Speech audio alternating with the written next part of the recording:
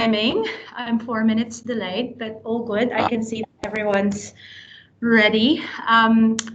I welcome to our third installment of the MVP virtual forum. We're very lucky that we've got some excellent presentations and a good variety of them as well this afternoon. So I won't mince words because I've already taken up 5 minutes of everyone's time. So as usual, we'll have around 7 to 8 minutes per person to present, and then we'll leave some time for questions from the listeners. You can type your questions or wait for the presentation to finish. My only ask is the speakers share with us their expertise, tell us a bit about themselves and how long they've been in the program and what excites them every day for a change. That might be a good thing to start off with. So, Kirsty, I think, have I got you first? Yes. Yes, you do have me first. Okay, so I'll hand over to you, Kirsty, and then we'll second this, Matt. Yep, cool. All right, over to you. Brilliant. I have laryngitis at the moment, a trainer's worst nightmare. It's been about 2 weeks, but everyone keeps telling me I need to be quiet. It's a little hard when you're a trainer. I'm going to be kicking off, I suppose, and discussing us, but as an MVP, my focus is around adoption as an adoption consultant. So really getting that aha moment for people and making it stick. I like to make sure that sort of the staff and the employees don't get left behind when they get this sort of new technology. But today I'm actually going to focus on sway for you. We've been seeing Shiva's sort of sways coming out, and I do all of my sways for my user group. So for both Sydney and Melbourne around adoption, just to show people some of the technology and how you can actually present. So I thought it might be something that I could show you and some of the tricky little things that I've actually found that have come up from using sway. Okay, so what I'm going to do is I'm just going to present my desktop. That might make it that little bit easier. So generally you can just go straight to Sway. So if you typed in Sway, it'll come up with your sort of sway.office.com to get yourself started. So I've done my login at the top right hand side, and you can start to then see the fact that I have all of my sways. I do, as part of this, get to see sort of how many people are reading, and I've got some analytics that come along with my sway, which is what I do particularly like. Now, I don't push my sways particularly hard. I just push them out in the meetup. I actually record most of mine, so what I'll do is I'll sort of drop it in. It starts to give me some stats around, how well they've read it. This can be particularly good inside organisations when they're doing presentations to their sort of their teams. It could be newsletters, or if you're trying to push something out for your organisation and externally. So kind of gives you a little bit of idea of where it starts from. Now, up the top, I've got my create new, and I've got a particular topic I can also start with, and some really awesome tutorials in the top right-hand corner. So if you're not sure how I've done something, you can always come back and look at the tutorials. What I'm going to do, though, is I'm going to come down a little further on the page, and I'm going to show you how you can actually start from a template. And I know this is how Shiva sort of kicked off the first time she was working with these and sort of getting used to it. It will help you with a little bit of sort of the design work and some of the structure of what you can do with a sway. Now, sway, I kind of look at it a bit like that table book of photography, that people will flick through. It's a bit the same thing, but in a digital presentation. So what I've got here is sort of the sample, and it goes, okay, start editing the sway. So I'm just going to kick it off, and it'll prepare the template for you. It'll give you some of the design sort of structure for you to be able to drop your information in and support you. Now, I have found a few times in Sway that it has a bit of things around kind of the logging in. If you leave it a bit too long, it can kick you out. So you do have to sometimes log back in if you start to create something, and then it says we can't save it. So it just means that you need to log back in again. So this is the sort of the general design. So if we kind of have a look, what we've got on the page is I've got my title with all of its details. It's got a picture, and I can do something like go and add a logo in. So what I'll do is put it in the bottom right-hand corner of my presentation. So go grab a logo. I've got a few things in here, so I could just go grab just some iconography, and we can have a look. Now, at any point, you can stop and have a look. When I kick off, I've got my headings and I've got subheadings. So this is kind of getting started. So in between, or for each group, you can see it kind of got a little group structure going on here, and it's got grouping that comes with it. This allows you to be able to sort of pull together in that presentation certain content. So in between, I've actually got a little line. That line means I can go, do I want a heading, which is like what we've got up the top, kind of creates like that heading and subheading in between. Do I want to drop in an image? Am I going to stack things? This means I can kind of stack photos on top of each other. And we've got some other functionality of just plain text. Then there's all the different types of media and how we group it. Now, you would have seen that I've got those ones that were automatic. This means structurally, it'll put it in a way that it considers will actually help you. So those headings. Now, one of the beauties of having a heading is when I go play, so here we go, I'm in my play mode. There's that logo, I just kind of dropped into the right-hand corner, so it can bring in your corporate logo. Now I can have these either swiping where I can go right to left or up and down. That depends on the structure that you want. But in the bottom right corner, to navigate to different sections, that's that heading. Here are those structures where it groups it together. So for example, when I'm doing my sways, if I have to leave and come back, then what's going to happen is it will go back to the very beginning, and having this structure makes it easy for me to be able to jump to somewhere else in the presentation, for example. So I can come back and forward. More often than not, what I try and do is I try and actually make sure that my screen is in Zoom, that full screen mode with F11. That way it takes up the full screen. And I've got my share button at the top. So I've got both internal and external. Now, if I'm going to edit this with someone else, which I regularly do, I hand over to staff to create the sway for my user group. And if they've created it and send it to me, then I have only a limited amount of links that I can actually generate myself. Okay, so that becomes then important here on what kind of a link and how I'm going to embed it. So let's go back into editing. Now, when I start to go in, looking at some of the information that I've actually got here and the background, for example. So if I want to create a background or I want to edit it, I could then go, I need to do and bring in, say, an image. The great part is I've got some suggested places. Now, this is going based on some of those sources. So if I go suggested, where do I want to go to? OneDrive. Say I'm going to go Bing Images. Now, you'll see it's gone based on sort of a landscape. I can choose whatever it is that I want based on the information that I've got in here. So I could just go drag and drop, or I can go insert, and you'll see it's as quick and easy as that. Put some information in. I can even have that linked if I wish to somewhere else. And I can also create a focus point in the picture. So that focus point means that if for whatever reason I have to zoom in on something, so I can do my little focus point and say, for example, on the screen, and it goes really small, it will then class it as a focus point. Now I can start to then go add something else in. Now I can bring in videos, I can stack photos, I can delete them, and it will start to group them together. I can get the design up. So say I don't like the color or the green that's in here, I can come back into the style. So I go to the design, go to styles. Here it is. Do I want to go horizontally? Do I want to go vertically? Do I want to customize the look and feel? Maybe I decide I like it and it's all going to be green in a variation instead. So I can let it choose it. I can customize it as I need to. I can recolor it. So now I've got green instead of blue as part of my sort of break pages and the way that it's going to look. Every single one of these is a little different. You can sort of get some structure. There's a lot through the arrows to be able to pick and choose from, as well as doing your own customization with things like custom colors. So I often have a custom color plate. They're not quite coming up yet in terms of the sway, what kind of font do I want, and then down the bottom, some other emphasis. And if I don't like the way that I've put it together, I can let Sway actually choose the design and layout for me, and it will just kind of shuffle everything around and make it look pretty for you. So if you're not quite sure, let it do the work. So it's kind of a simple structure. It doesn't have a massive amount. It's one color design right throughout. So it's not like you can separate out in different colors.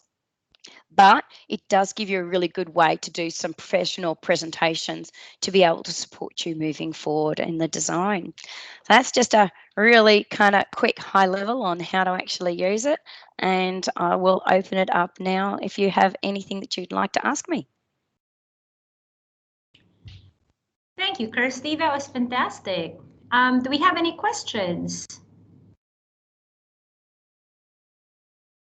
I do, because I use it every month. In fact, just a side plug, please expect the next one coming out on Monday.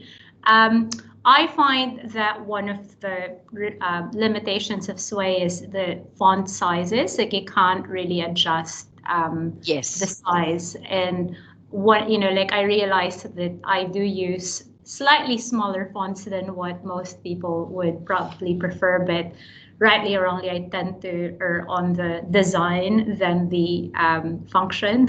I can't believe I just said that out loud and recorded too. But I find, like, one of the features of Sway that I really like is the accessibility option, which actually changes the view to make it more readable if the template font is a bit too small. Sorry, that wasn't a question. It was more of a comment, really. Yeah, look, sometimes I find when I've copied and pasted information in and it did have particularly big fonts, sometimes it will actually keep some larger font when you do a copy and paste. And the other good thing about Sway is you can import documents. So if you've got a Word document, for example, or you can export them as well.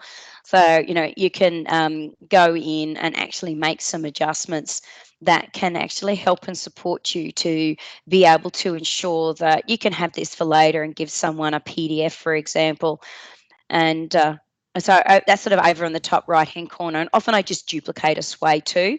You can save it as a template. So there's that print and export over on the right hand side. But if you copy and paste, sometimes it will keep the larger font for you. Okay. Well, I might have a one-on-one crash course with you, Kirsty. We don't have any more questions from the group. Silence, very unusual. Check the chat. I think there are on the chat. Sorry, Lars. What did you say? I'm just saying, check the chat window because we can't all be on audio for various reasons. Yeah, I have checked it and I can't see any questions so far, unless I am missing any questions. Scroll. They're definitely there. Oh, Kirsty, can you see them? Because No, I don't. I'm not seeing them. I'm not seeing them either. Okay, Can I think Lars can speak them out, I think. Okay, I might just turn off comments and turn it on again. If I can just say, I think that the chat window might be missing for some of us because I can't even find the chat window. It's on the menu, the pop-up menu in the Teams application. When you hover over the four windows, there's a little speech bubble icon that you should be able to click. Okay, I can see the That's question. missing for me. Not on mine, and it's missing for me too. So Adam Fowler. That's okay. If someone could read out the questions, Yeah, I'm more than happy to answer them if you'd like to read out some I'll questions. ask them for you, Kirsty. So Adam Fowler is asking, are there any good use cases you've seen businesses use Sway for people to use it? And how does Sway compare to other newsletter mail-out systems from a scale perspective? Is there a limit to the number of recipients? Okay, so a couple of things in there in terms of the questions. Yeah, look, there's some really awesome cases. Things like they're using them for internal newsletters. It's a little harder though to do searches when it comes to trying to find content on newsletters. But we do find the external, I suppose, I see a lot of people generating books as such, where they're kind of a digital book and they're doing them in PDFs and putting them on websites, where they can actually create digital books and then put them on a website as a web part kind of piece to be able to do this way. So I've seen some good stuff around there. Same with intranets and actually having it a web part where they've got kind of these interactive books, a lot of internal stories or what's going on, especially when it comes to community work. Some of the councils I've seen have used them really well.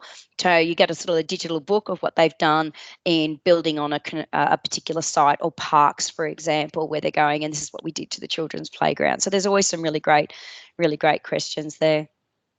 In terms of other newsletter system, look, it's actually it's simple. It's really not a particularly complicated piece in terms of a scale perspective.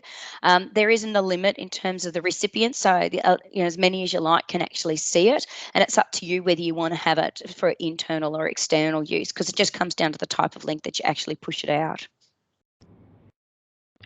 Cool. Just in the interest of time, if anyone else has any questions, Kirsty, I'm volunteering them to get in touch with you directly.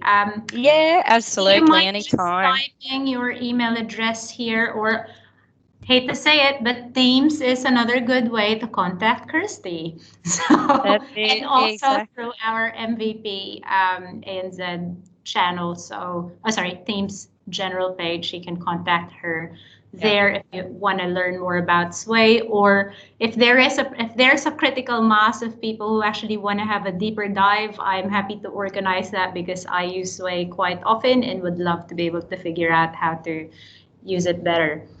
Thank you, Kirsty. That was a good way to kick off our virtual forum this afternoon. I might hand over to Matt. Hello. Hello. Thanks for having me. We cannot see you. Can we see you, please? My internet connection. At least the screen. Yes, so I can present the screen right now for you.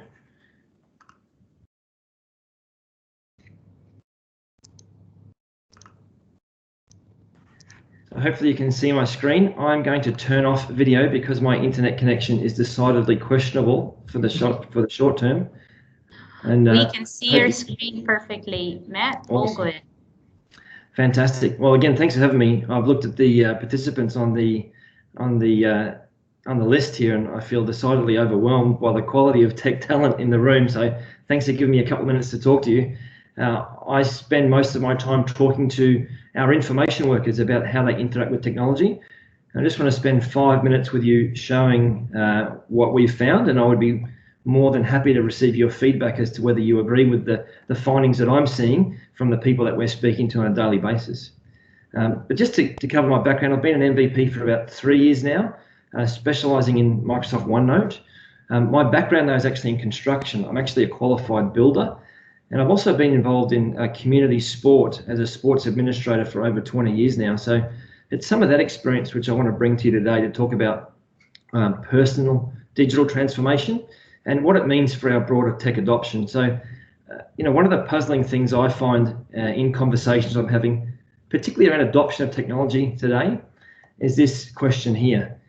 These are my two sporting teams that I follow very closely, the Essendon Bombers and the Cleveland Browns, both who are decidedly poor in recent times from their performance perspective. But information workers are the only people that we talk to that are expected to be part of successful teams without considering their individual skill.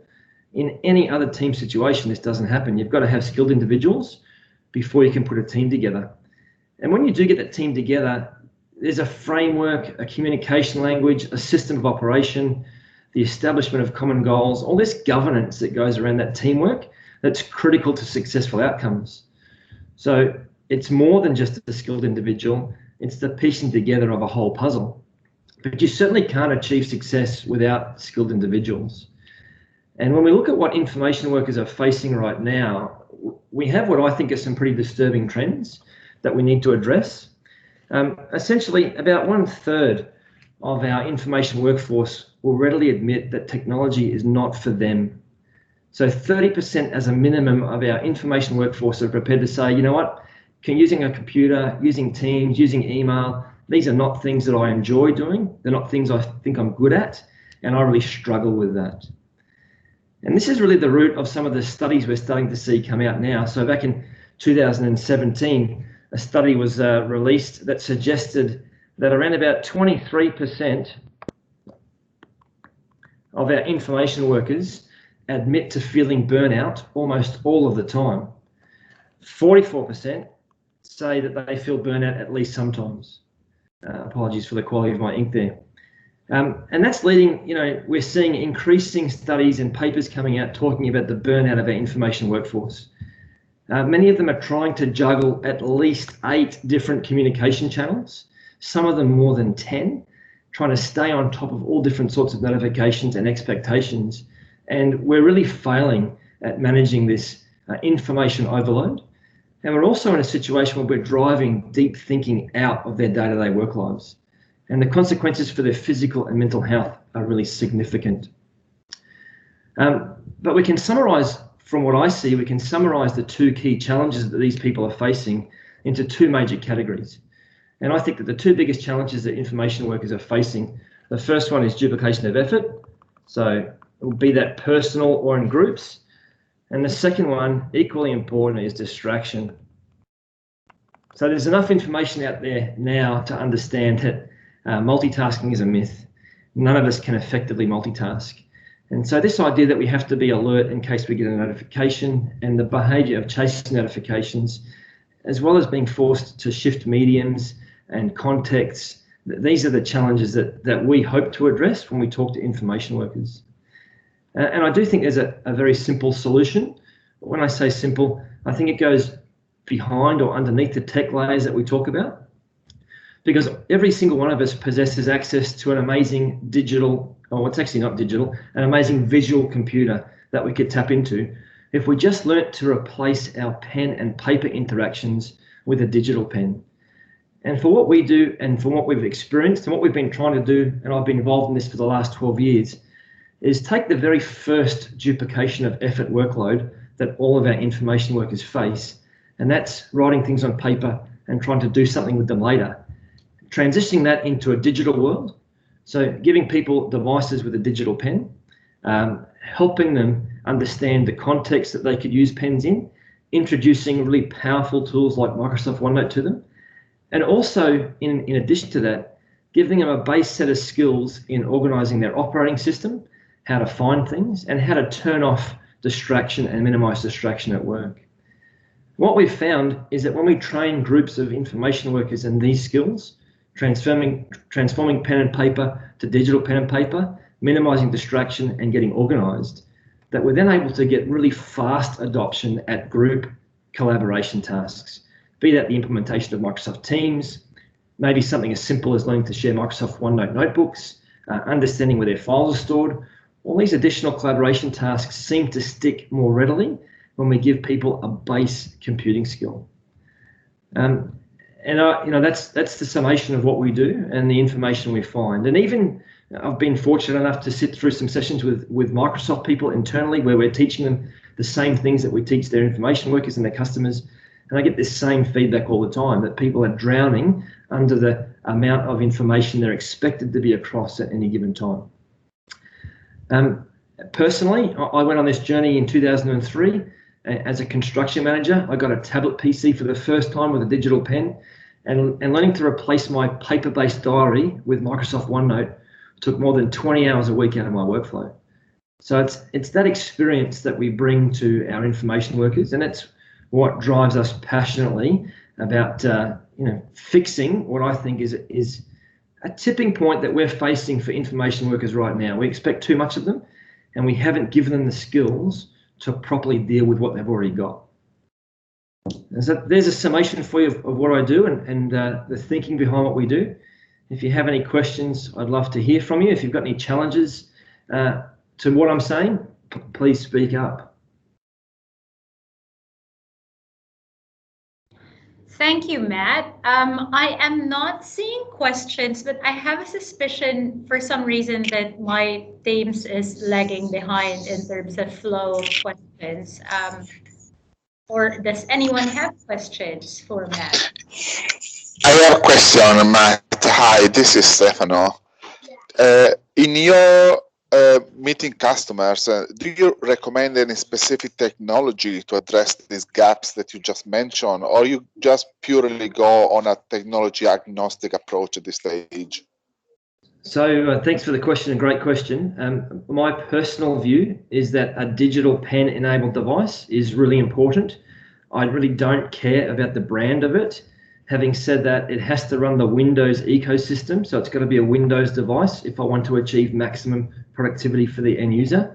My personal preference is that it has a removable keyboard, not a permanently attached or a fold behind keyboard. I think that helps me break away people's behavior from their keyboards. Just an interesting aside to what you've asked there, Stefano, is that only 20% of people in the workforce in information working world can actually use a keyboard faster than they can write on a piece of paper. So, for most of my tech people who are excellent keyboard specialists and proficient at it, this isn't an issue for a lot of them. Although I would still say for them that their creative thinking processes need to be done at a physical pen and preferably a digital pen, so that you unlock that creative power that is uniquely opened when we use a pen as humans. So there's that might be a long answer for you, but digital pen on a device running Windows is my #1 criteria. Makes sense, yes, thank you. Okay, do we have any more questions that I am not seeing in the window?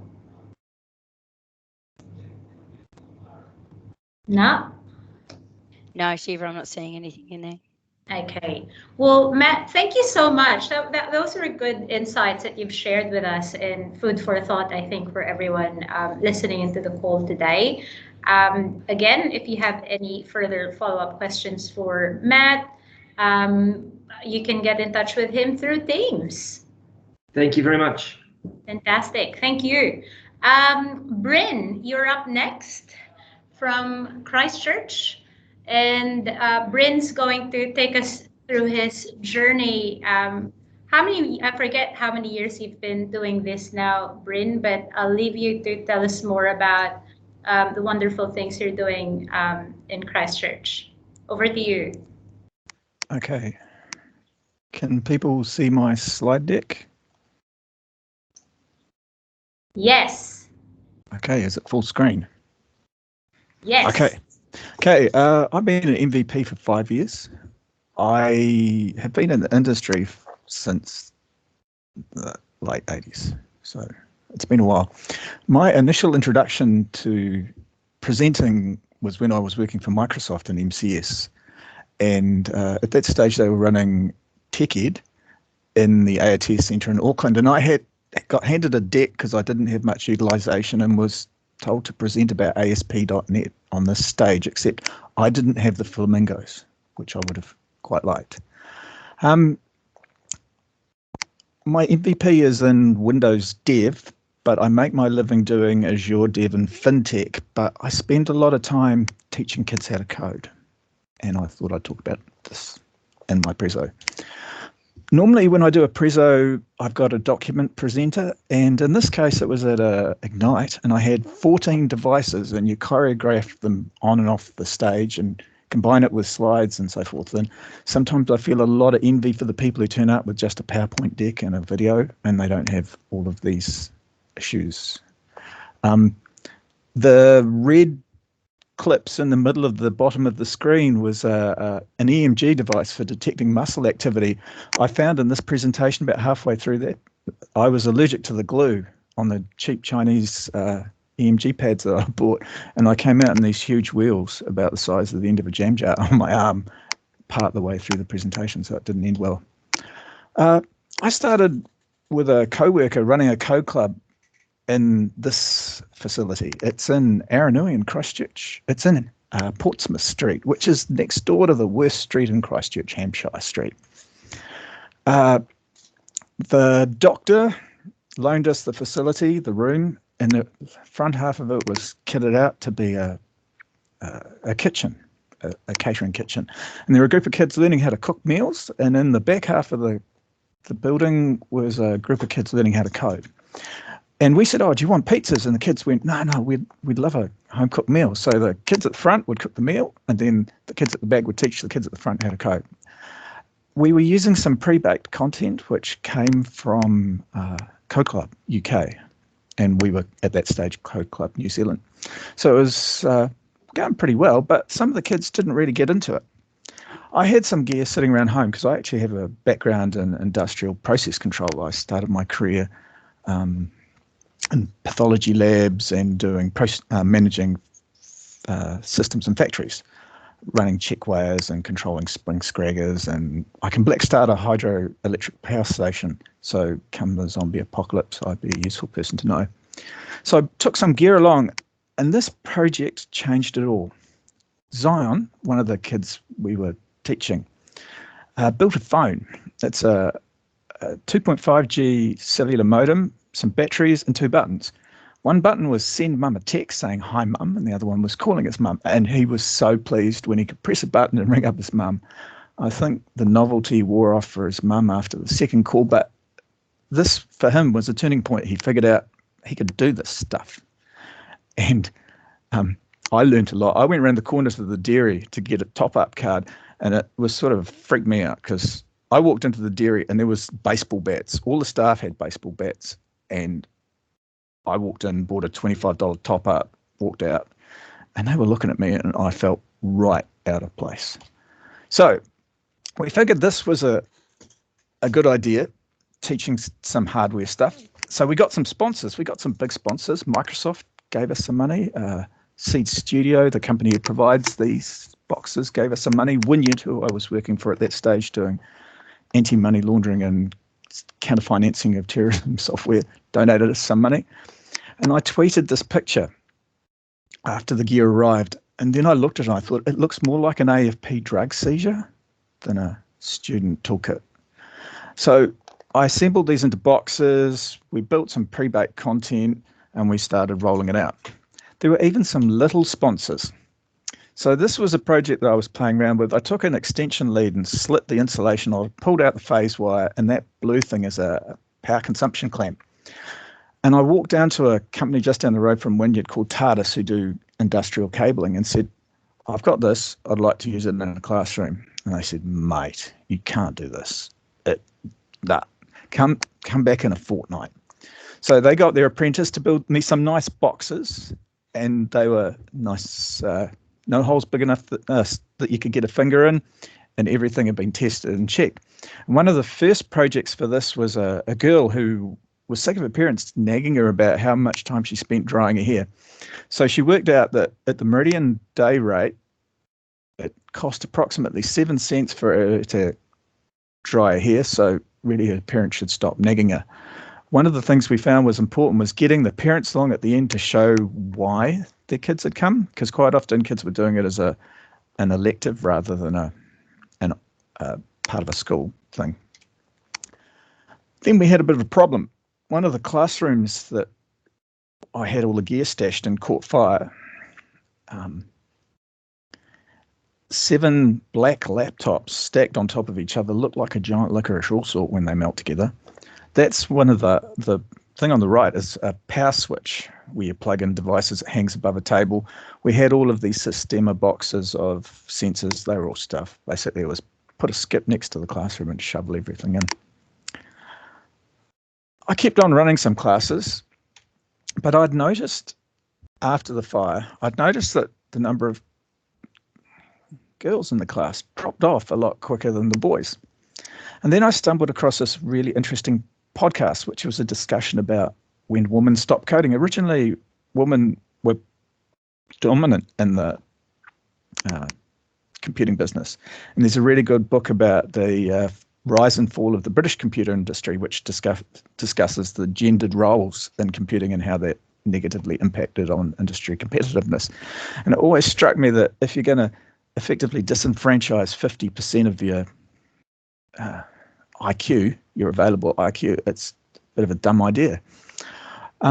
If you're interested, I've got the details of this podcast. There's also a couple of good interviews with Dame Stephanie Shirley and Megan Smith, who was the CTO under the Obama administration. And they talk a lot about the impact of gendered roles in the IT business. Dame Stephanie Shirley, she didn't get any business until she started signing her business there to Steve Shirley, and they thought she was a guy. And she was talking about how it was one of the first at-home businesses, and they had a tape deck with a recording of someone hammering away on a keyboard to mask the noise of the kid playing in the crib in the corner of the office.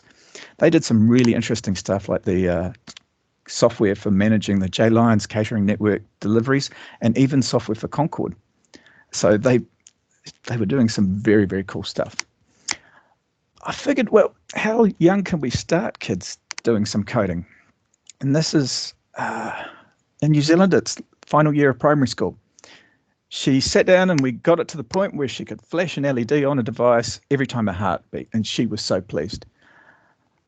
Then we sort of get a bit older.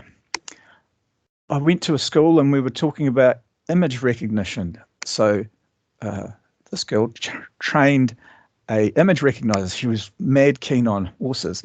And then the discussion turned to what happened if she fed it a picture of something which looked like a horse, which wasn't a horse. So you had llama or pony, not pony. And it was interesting watching her come to understand the capabilities and the limitations of something like cognitive vision. The aim is often to teach stuff by stealth. I teach at a girls' school. I take a day off work a week, and I find you've always got to teach stuff that the kids are interested in. So here we're using a multimeter to measure the voltage. You can't see it, but that's a loudness sensor. Tessa and Lucy were arguing about who's the loudest, so we built a device which could measure sound pressure levels. Then Tessa and Lucy screamed at it. Turned out that Lucy was standing in a cupboard. There's a cupboard in the corner of the makerspace, screaming at the sensor, and one of the other teachers came steaming and going, "What's that horrible noise?" And I'm standing there with a laptop and a cable going into the door, and there's screaming noises coming from inside the cupboard. And Tessa said to the teacher, "Don't worry, miss, it's for science." And the teacher just turned around and walked out. I had another student. Her dad is a volunteer firefighter, and my boss is a USAR rescue person, and they were both interested in things to help them monitor structures. In the case of Ian, he wanted something he could duct tape to a structure which sounded an alarm when it moved, so that was an accelerometer. And Mia's dad was a volunteer firefighter, and he was interested in something which used the double tap and fall detection capability of a modern accelerometer to work out whether someone had become incapacitated. So you find yourself saying, "Hey, you want to build that? Now go and talk to your physics or your maths or your stats teacher, and this is the problem you need to solve, and we'll write the code to solve that problem." One of my other students, Yuki, was a foreign exchange student. She'd come from a St. Margaret's sister school in Japan and come to New Zealand, and I think she was just coming to Code Club initially to avoid having to go back to the boarding house because it must have been pretty boring. But her mum and dad were EMTs back in Japan, emergency medical techs, and she was interested in doing a system for monitoring pulse rate and core temperature. We had 3 jars of water, or cups of water. One was ice water for 0 degrees, and then boiling water, and then we mixed roughly half and half so we could get 50-degree water. And she was testing a sensor, and she plunged it into the boiling hot water, and then she went to stick it into her armpit to measure her body temperature. And I basically grabbed her wrist, and she stared at me and said, "You don't want to do that. The amount of paperwork I've got to fill out if you brand yourself in the armpit with a boiling hot temperature sensor." We were looking at the different ways of calculating your pulse rate in beats per minute, and it was whether you counted the number of pulses in a period or whether you measured the gap between pulses. So we're doing some maths. And it was really interesting because after a while she thought she could see the use of some of the maths she was doing in class. Sometimes you have to really think about how you're going to explain a problem. On the left in the picture, you can see the shading on the sine wave, and that's explaining how power consumption. Holly wanted to measure power consumption, and she wrote the code, and then she grabbed all of the appliances out of the teacher's cafeteria so that she could figure out which one was the most power consuming, and the answer was actually the panini slice cooker. Also, you get stuff which you never really expected. For Yuki's project, we had a pulse rate monitor that shines a beam of infrared light through a piece of skin and detects the expansion and contraction of the blood vessels. If you've got PSDs, it doesn't work because the cartilage in the hole messes it up. So I find that for some of my students, you end up having to use the web of a hand or another bit of the body. This was a backing beeper. We always try and make stuff which the kids recognise. So this is 2 ultrasonic ranges, the sort of thing you'd have in the back of mum and dad's car, and a distance indicator. The first cut used a piezoelectric beeper, and there's nothing more annoying than 15 of these going eep, eep, eep, eep, eep, eep, eep, eep, eep. So we moved to the very 80s LED bar graph. So it's the first 8 are green, and then there's orange, and then there's red.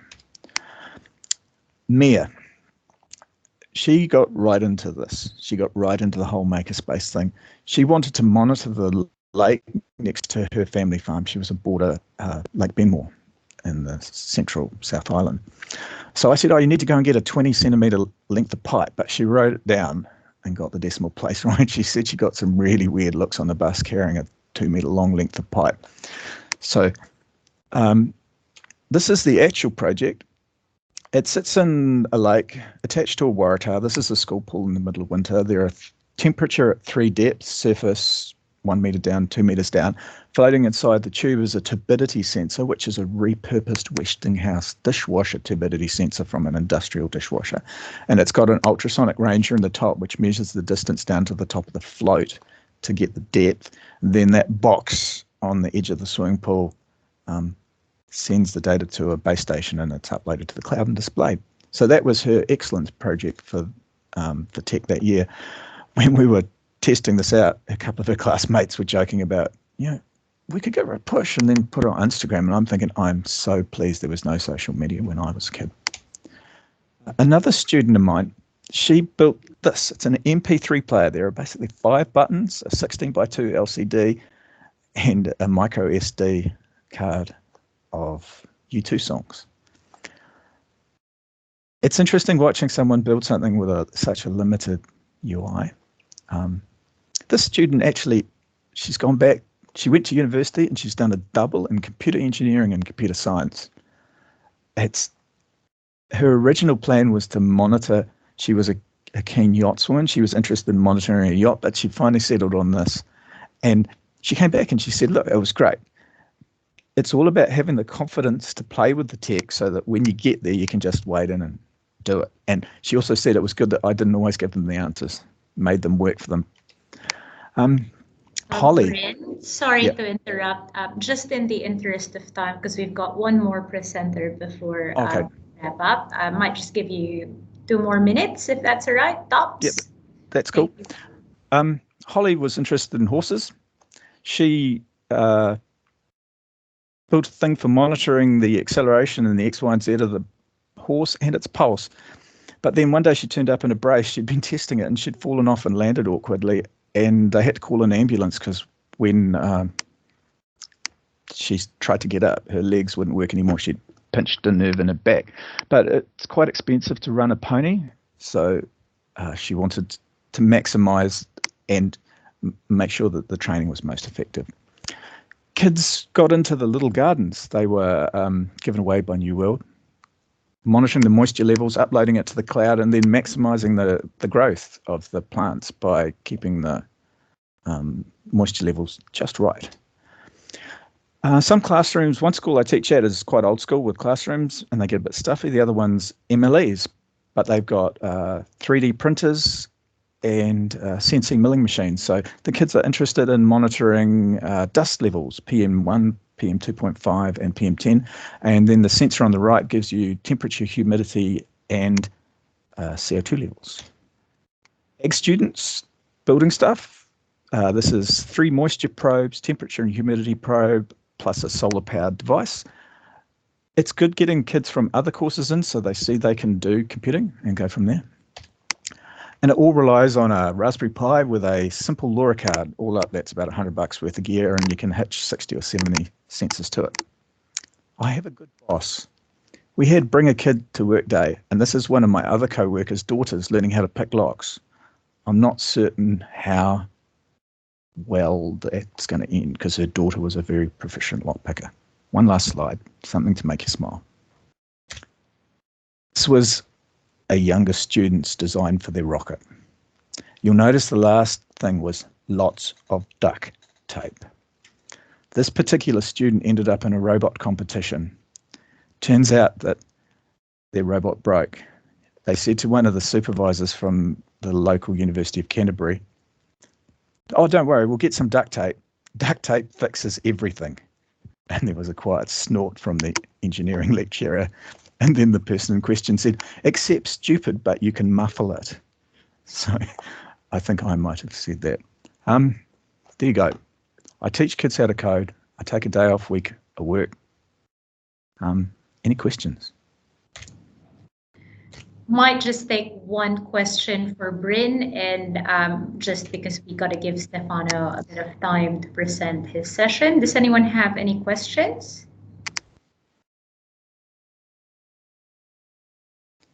Comments?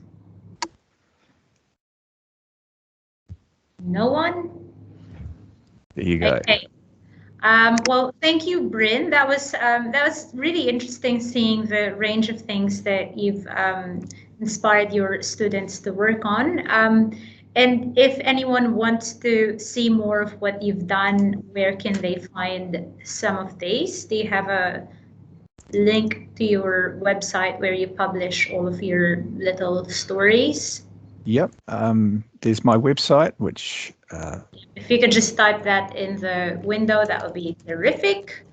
I will now hand over to Stefano, who I am presenting this presentation for. Like, sorry, I said I'm going to show my screen for that. Thanks, Shiva. Cool. Stefano, over to you. Let me know if you want to move to the next slide. Let's start already from slide number 2. So my topic is really artificial intelligence for good.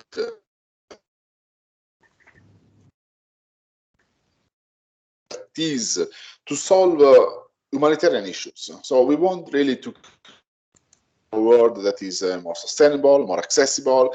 We all talk about Stefano, you're services, and it's great. You're breaking up a bit. Yeah, let's try again. So it's a great technology, but obviously there is a big challenge, in terms of adopting this technology for making our world a little better. And this is because obviously most of this technology is always driven by business demand. But there is a big potential for using AI for climate prediction, for example. So AI for Earth is a branch of application of artificial intelligence that is currently used for investigating and predicting how climate change may impact the well-being of us as people of this world. One that I'm particularly keen on, I've done some experience, is artificial intelligence for accessibility. Not many know, but in the world, there are over 1 billion people that have some form of disability, whether it is not being able to see, read, speak, hear, or simply understanding, some form of inability that prevent them to fully enjoy the world around and access to technology. Again, I invite you to have a look at the website microsoft.com/AI for good, because there are some nice use cases where artificial intelligence technology has been used for enhancing the access of computers, digital books, and in general, access to technology for people that wouldn't be able to have this possibility in their life otherwise. And last one that may have heard, you guys may have heard around, is also using AI for humanitarian action, which basically means for supporting people in needs in different countries, whether they are immigrant, whether they are seeking asylum, or whatever their condition is, because they are escaping a country that is in a war condition.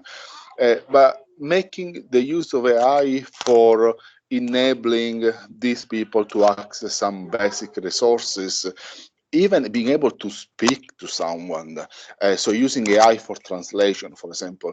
I'm relatively new to this region here in Australia. I'm based in Melbourne, but I remember an experience with St. Vincent Hospital, which is an hospital here in Melbourne, where AI is being used for enabling translation for patients, and in order so that they can communicate with their nurse or their doctor, but in a way that is not a simple, so to speak, Google translation or Bing translation. So because that will lead also to misunderstanding, and obviously when talking about medical conditions, you want to avoid any misunderstanding, right? But there is a form of an enhanced application of AI technology that combines visual, combines speech to text, or text to text sanitizer or something like that will enable this communication between patients that live here but are barely able to speak a word in English, which is a big challenge. Moving along, next slide, please, Shiva. I want to mention an experience of mine that I've done a couple of years ago when I was back in Switzerland. I used to work there for a large educational company, and when I joined the company, it was sadly the infamous summer where in Europe there were a lot of situations like terrorist attacks in Nice, in Munich, in London, very, very unfortunate a series of events. And that large education company had different schools all around Europe, mainly, but other locations, with students that were attending courses of many languages on site. So in Nice, obviously, they will learn French, in Munich, German, in Cambridge, English, and so on.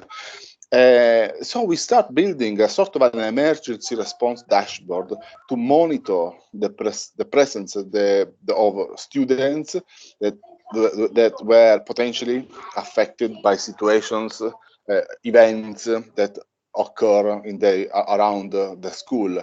And that it doesn't have to be as dramatic as a bomb or a terrorist attack. It can be any event like a flood, a fire, something that would put their safety in danger. And considering that most of the students are also underage, my former company was also responsible in front of their parents for the student safety. So we use a Microsoft technology stack based on Dynamics 365, where all the enrollments were stored, and SharePoint for managing the dashboard, making the communication with Flow, and then using the IoT cloud for tracking location. So every student has a sort of a keyring with a GPS unit that will be triggered when an event occurs and send the location, and then using technology like chatbots, machine learning for enabling communication and making a sort of assessment or a decision process to verify whether a student is in a safe environment or not. I can show you a few screenshots of this, which is in the next slide. This dashboard basically was a list of students which were in school in that time with some basic information, like also their native language, the date of birth, and at their current status, whether they were in danger or safe or unknown, which was automatically determined by enabling a communication through over different channels. So there was a bot service that was sending some SMS or was trying to communicate over Messenger or Skype, whatever form of communication will enable a contact with the students. And if the students was able to reply, then they will make sure that they will understand the current status, whether they were safe or not. If the system wouldn't get any response, then it will trigger a level of alert and escalate to a different level. So the different level would be, for example, tracking their last known location. And I have a screenshot in the next slide, which shows that there are some students, there is an event that happened somewhere near Cambridge. So then there are students that are all around the town because maybe it wasn't school time, it wasn't class time, so they were having their own time. And there are the green ones that you see are students that are considered safe because the distance from the event and the last time the location was measured is safe enough not to assume that they were involved in the event itself. And there is another one that you see, this Gabor, that is close enough, so it's been labeled in amber color because it may be a danger. Now, don't freak out. We were not tracking student location all the time. Like a big brother, this GPS unit was sort of dormant, and then it will be triggered on when an event occurs. So the school director who will push the button and say, okay, an event occurs, enter the event into Dynamics 365. That will populate a roster of all the students that were intake in that in the day in school, and activate the IoT hub, collect the location, and make a decision around whether they are in danger or not, using a combination of the message sent with a chatbot or machine learning decision tree. So a combination of different technology. The message were also sent in different languages, so there was also real-time translation and so on. We could track the location, and maybe we did it for some test purposes, but we're not telling around. But in general, that was the combination. And the technology that we use, which I summarized in the last slide, all really on the Azure cloud. So the bot services I mentioned, cognitive services, the language API for all the translation from different languages, speech, because we were also synthesizing a call, so making a call if a student doesn't respond to a message or from Messenger, then we even initiate an automatic call through Skype, and eventually machine learning for making a decision if none of the way of communication before were successful and the location wasn't considered safe enough, so there were different variables that were considered, the decision tree will lead to a final decision. And that's it really. So that was my experience. I want to have one last minute, if you don't mind, just for a call for action for all of us as MVP. In the last slide, I summarize my call for action for you, which is really, we all organize, or most of us organize events, around technology events. So I invite you to consider someone that speaks about a good use of AI. So not just artificial intelligence to resolve a business problem. We are full of business around the world. Let's try to consider sometimes one slot in your event, in your meetup, in your conference, dedicated to a humanitarian way of using AI. So just allocate a fraction of your sessions, one slot only, for a good use of AI. Connect with charities. They may be in need of technology that they don't even know can resolve their problem. I mentioned the hospital in Melbourne that had this challenge of translation. Interview AI champions in the community around you, with your customers. They may have ideas of using AI, and these ideas, they just don't find enough space or voice to emerge. So we blog, we have a podcast, we have a lot of way of communication that other people may not have. So let's give voice to this brilliant idea that I'm sure exists. And then if you're passionate about it, just go and build it. You may have this idea about AI, and it's easier than you think, especially on the Azure cloud. I use it a lot. It's relatively easy to build a bot, to build a machine learning experiment. So just try, give it a try. I'm Azure. I'm an MVP on artificial intelligence, but I'm not a data scientist. I don't have a PhD in data science. I just self-taught this all by myself. And the last thing is really, whatever you do, AI or not AI, with or without artificial intelligence, just make a difference, because this is what we are all for. Thank you very much.